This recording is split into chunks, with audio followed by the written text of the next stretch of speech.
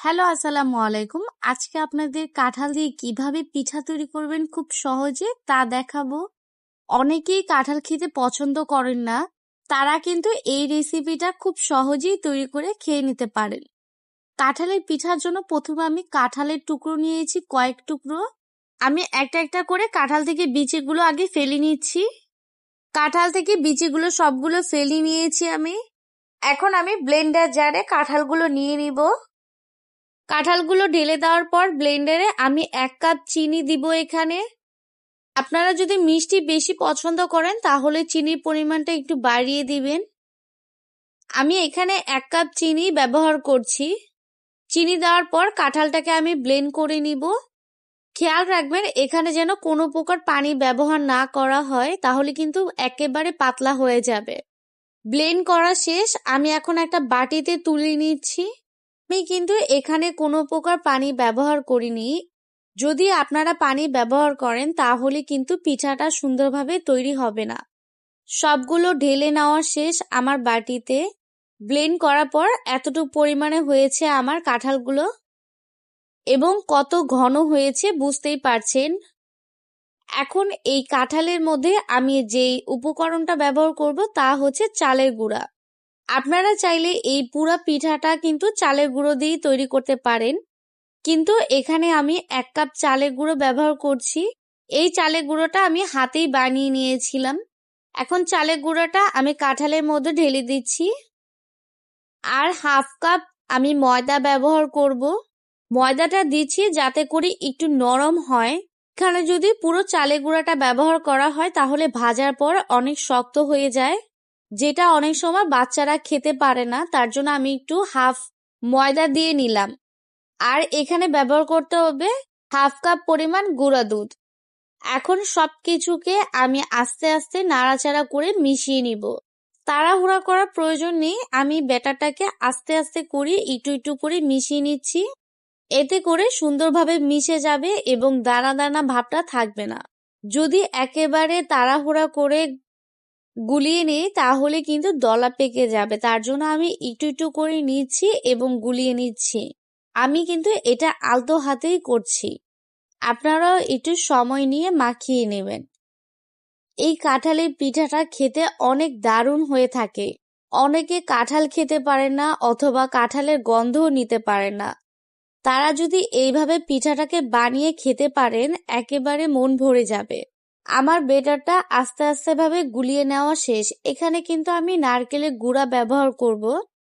একেবারে দিয়ে দেইনি, কারণ একেবারে দিলে দলা পেকে যাবে। তার জন্য আগে আমি চালের গুঁড়াটাকে মিশিয়ে নিলাম। তারপর এখানে আমি 1 কাপ নারকেলের গুঁড়া ব্যবহার করব।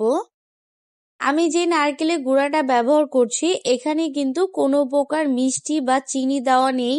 নারকেলের গুঁড়াটা আমি মার্কেট থেকে কিনেছিলাম, আপনারা যে কোনো সুপার শপে পেয়ে যাবেন, অথবা আপনারা চাইলে নারকেল কুড়িয়ে তারপর এখানে দিয়ে দিতে পারেন। নারকেলের গুঁড়াটা দিলে কিন্তু টেস্টটা অনেক ভালো আসে, তার জন্য চেষ্টা করবেন নারকেলের গুঁড়াটা দেওয়ার। নারকেলের গুঁড়াটা দিয়ে আমি আবার আলতোভাবে মিশিয়ে নিচ্ছি।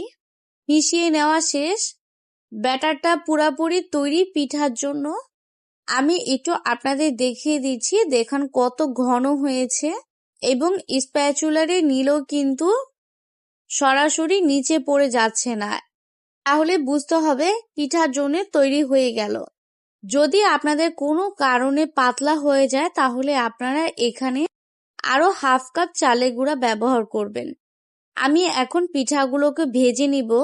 তার জন্য আমি আগেই কড়াইতে তেল ঢেলে দিয়েছিলাম এবং গরম তেলে আমি একটু একটু করে চামচের সাহায্যে পিঠাটাকে নিয়ে গরম তেলে ছেড়ে দিব। এখানে কোনো প্রকার শেপ বা ডিজাইনের প্রয়োজন নেই, আমরা যেভাবে বড়া ভেজে নিই ঠিক সেইভাবেই দিলে হবে। আমি পিঠা একটু একটু করে নিচ্ছি এবং গরম তেলে ছেড়ে দিচ্ছি। অল্প অল্প করে ভেজে নিব, একেবারে ভেজে নিলে দলা পেকে যাবে। তার জন্য আমি অল্প অল্প করে ভেজে নিচ্ছি। কিছুক্ষণ রেখে আমি উল্টিয়ে দিচ্ছি। এই পিঠাগুলো তৈরি হতে খুবই কম সময় লাগে, কয়েক মিনিট রেখেই লাল লাল করে ভেজে নিলেই পিঠাগুলো তৈরি হয়ে যায়। আমি একেবারে লাল লাল করে ভেজে নিচ্ছি। পিঠাগুলো ভেজে নেওয়া শেষ, আমি এখন তুলে নিচ্ছি পিঠাগুলো। পিঠাগুলো তুলে আমি একটা টিস্যু পেপারে রাখছি যাতে করে এক্সট্রা অয়েলগুলো ঝরে যায়। সবগুলো তুলে নেওয়ার পর বাকি যে পিঠাগুলো সেগুলো আমি ভেজে নিব। সেম ভাবে একটা একটা করে পিঠাগুলো গরম তেলে দিয়ে তারপর আমি ভেজে নিব। এই পিঠা বানানোটা সবচেয়ে সহজ একটা রেসিপি। যারা রান্না করতে পারেন না অথবা হাতে সময় কম তারা খুব সহজেই এই নাস্তাটা তৈরি করে ফেলতে পারেন এবং মেহমান আসলে বানিয়ে ফেলতে পারেন খুব সহজেই। আমার পিঠাগুলো ভাজা শেষ, সবগুলো এখন আমি তুলে নিয়েছি বাটিতে। আমার সবগুলো পিঠা ভেজে নেওয়া শেষ, এখন আমি বাটিতে তুলে পরিবেশন করব। দেখুন কত সুন্দরভাবে খুব সহজেই কাঁঠালের পিঠাটা তৈরি করে নিলাম।